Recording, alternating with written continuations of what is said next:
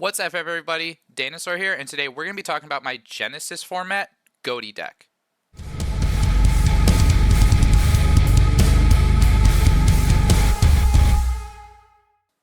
Alright, so let's just jump right in. I'm going to show you the deck, and of course I'm going to be putting some cards or just cutting away into something else just to show what the card actually does, because I know my camera quality isn't that amazing right now. But let's just get started. We're going to be starting off. We have one white sunfish, 3 white sardines.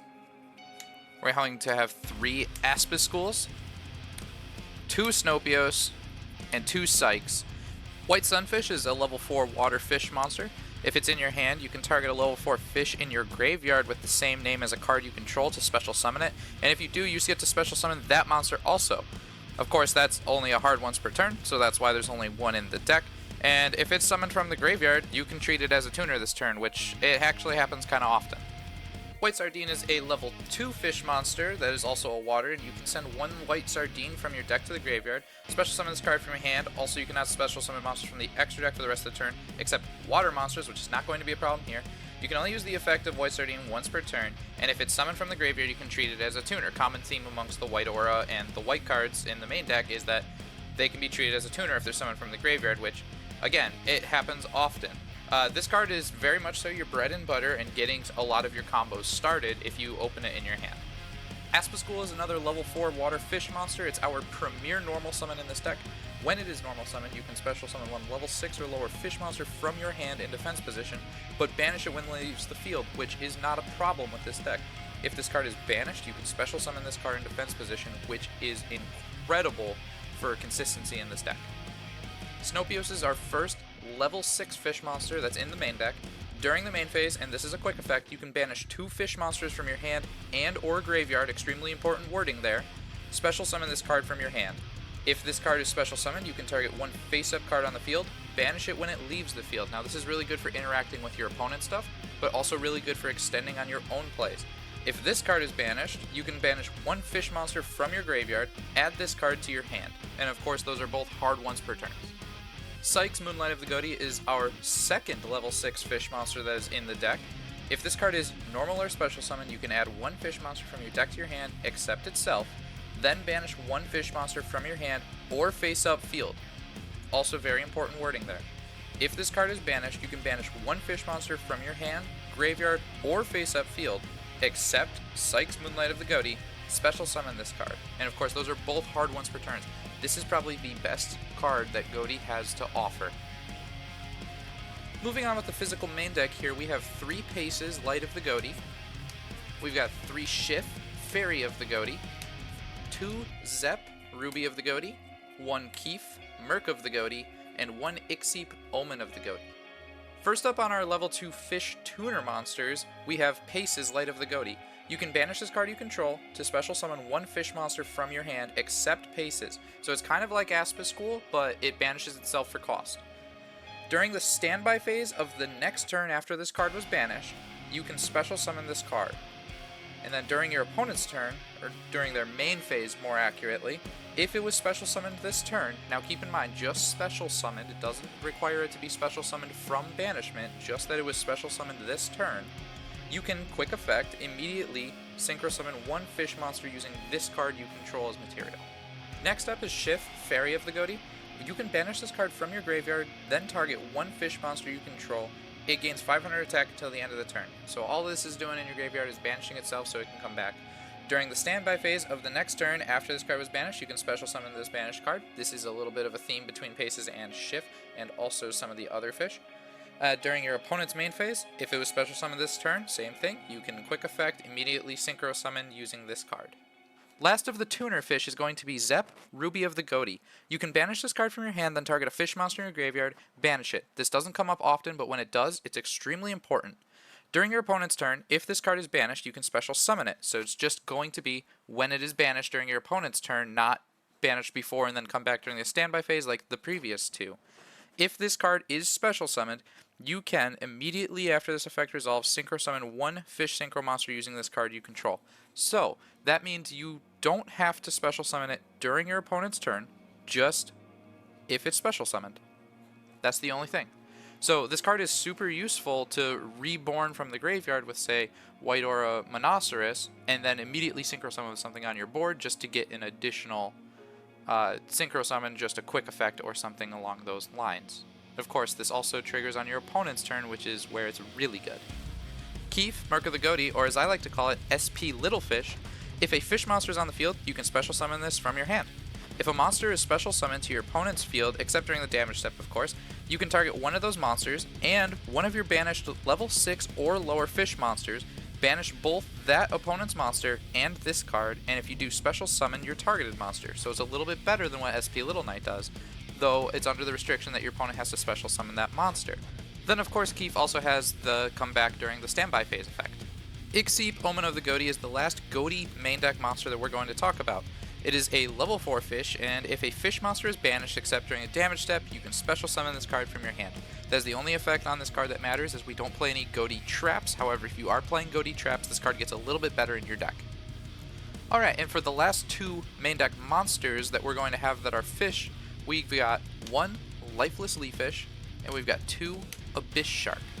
Then of course, there's some support spells. So we've got three, the Most Distant Deepest Depths, we've got two White Reincarnation, and we have two Fish and Bids. Lifeless Leafish is a level 4 fish monster, and when it is summoned, you can send one fish monster from the deck to the graveyard. Usually you're going to send Shift, and then give Lifeless Leafish 500 attack. You can also banish this card from your graveyard, and then target 3 fish in your graveyard, shuffle those monsters in the deck, and then draw one card. That doesn't come up often, as you don't often have 3 fish monsters in your graveyard. They're usually in banishment. Another bread and butter piece in the deck is Abyss Shark. This card is at 2 because you really don't want to open 2 of this card. It's very important that that doesn't happen, but none of the XYZ stuff on this card really matters, as we don't even play any XYZ monsters. It's all synchros in this deck. What really matters is that if you control a water monster, you could special summon this card from your hand and add a level 3, 4, or 5 fish monster from your deck to your hand, except Abyss Shark. The Most Distant Deepest Depths is one of the most important cards in the deck. Of course, this is the Ghoti field spell. While you control a fish synchro monster, this card cannot be destroyed or banished by card effects, which is extremely important. And then of course you can only use the following effects once per turn. You can banish a fish monster from your hand or graveyard, add one Ghoti monster from your deck to your hand, and then if a fish monster is normal summoned or special summoned to your side of the field while this card is in your graveyard, you can target a fish monster you control, banish it, and then add this card back to your hand. So it does provide a nice resource loop if your opponent does out this. White Reincarnation is a continuous spell that is pretty near and dear to my heart, as it won me a couple games back in the day. When this card is activated, you can add one fish monster with an effect that treats itself as a tuner from your deck to your hand. So this is basically to find a white sardine or a white sunfish, whichever you don't have at the time. And then once per turn, at the end of the damage step, if your white aura monster attacked, you can activate this effect. The attacking monster can make a second attack in a row, which can be extremely powerful with the likes of White Aura Whale. Once per turn, if a level 8 or higher fish synchro monster is special summoned from your graveyard, even during the damage step, you can destroy all monsters your opponent controls. That does not come up often, but when it does, it obliterates your opponent. Fish and Bids is a very recent spell that is honestly extremely powerful, and at the start of the main phase 1, you banish a card from your hand, which shouldn't be a problem if you've got a fish monster there, and then your opponent can either banish 2 cards from their hand, or choose not to. And if they choose not to, take 2 fish monsters from your deck and either banish both, or send both to the graveyard. Also, you cannot special summon monsters for the rest of the turn except fish monsters, so you do lock yourself out of certain things in the extra deck if you activate this card, but it is usually not that big of a problem. Alright, and for the last 9 cards, which is actually only 3 cards in the main deck, and this is where we're going to start seeing some of our points for Genesys, comes in 3 copies of Gold Sarcophagus, the Yu-Gi-Oh! Special of having 1 non-QCR. We have 3 copies of Skullmeister in the main board, and then we have 3 copies of Droll and Lockbird. So we've got our points kind of sitting in just these 2 cards right here. And then of course we have some other points elsewhere, which we'll go over later. Now I figure I don't need to talk about Skullmeister or Droll and Lockbird, but I do want to mention that Gold Sarcophagus in this deck is more so an emergency teleport than anything as it's ever been. Alright, and moving on to the extra deck here, and I'm going to just do all of these all at once this time. We've got 1 Toxic Boxfish, we've got 2 Ariampos, Serpent of the Ghoti, 1 White Aura Porpoise, 1 Coral Dragon, 1 White Aura Monoceros. We have 2 Ascan the Bicorned Ghoti. We have 2 White Aura Whale, 1 Adamancipator Risen Dragite. This is where we're going to have another 20 points. 1 Ravenous Crocoddragon Archethesis, 2 Ghoti of the Deep Beyond, and then 1 Supreme Sovereign, Supreme Sword, or Sword Soul Supreme Sovereign Chenying. I can never say that, I always just say Chenying.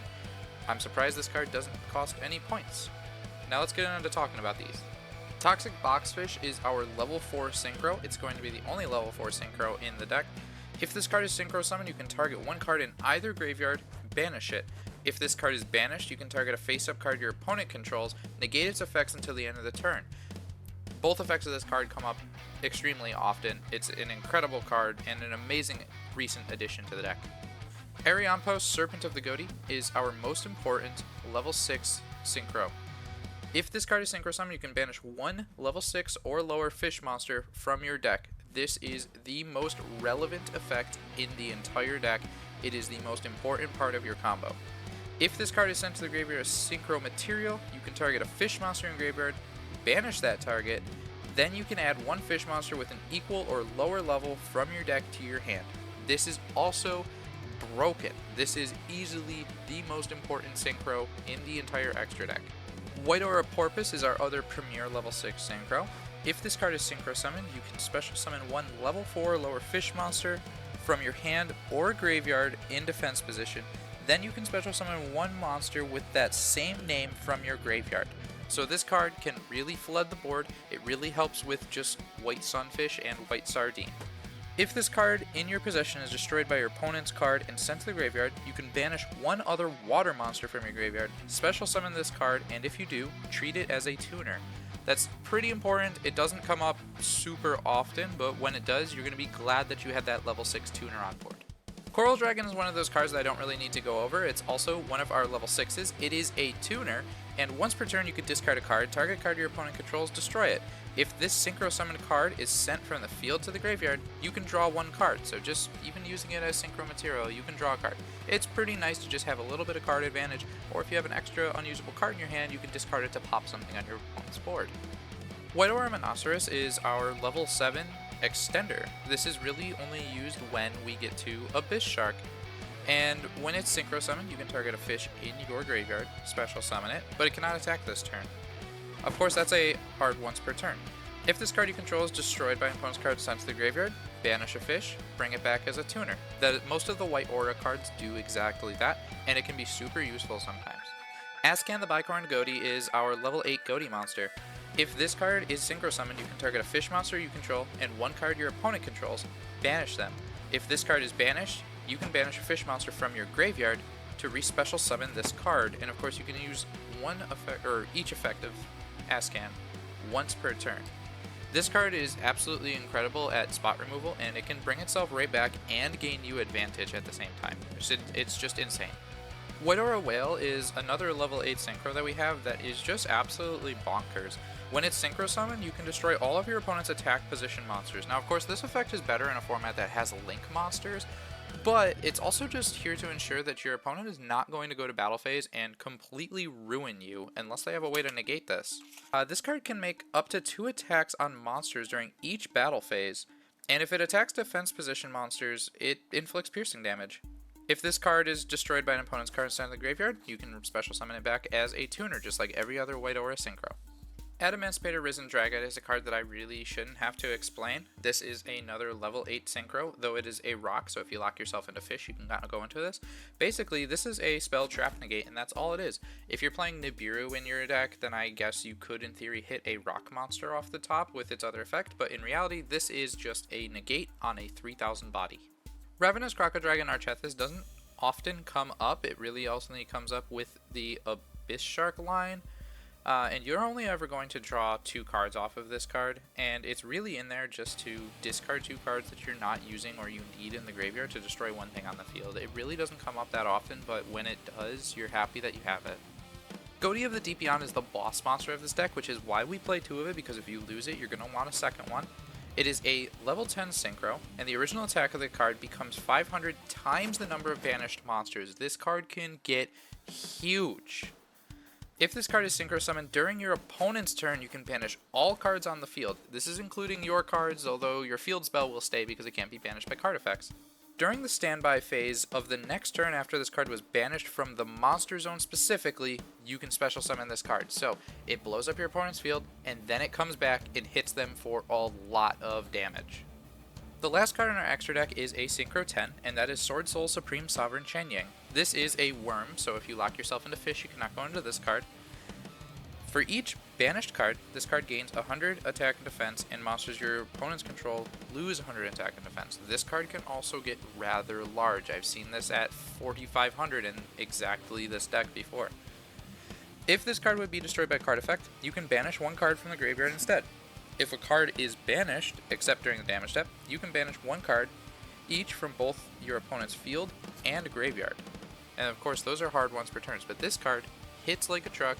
It gets rid of it, non-target banishes stuff. It's just absolutely insane. So if you're able to go into this card, you do need to have this on your end board. Alright, now we're going to move on to the sideboard, and this is where you're going to see the rest of the points. So, first, we've got 3 DD Crow. It's amazing that this card is 0 points. It hits like a truck. It's just incredible. We have 3 Dark Ruler No More, also at 0 points. We have 3 Dimensional Fissures, those are also at 0 points, 3 Macrocosmos at 0 points, and then 3 Dimension Shifters.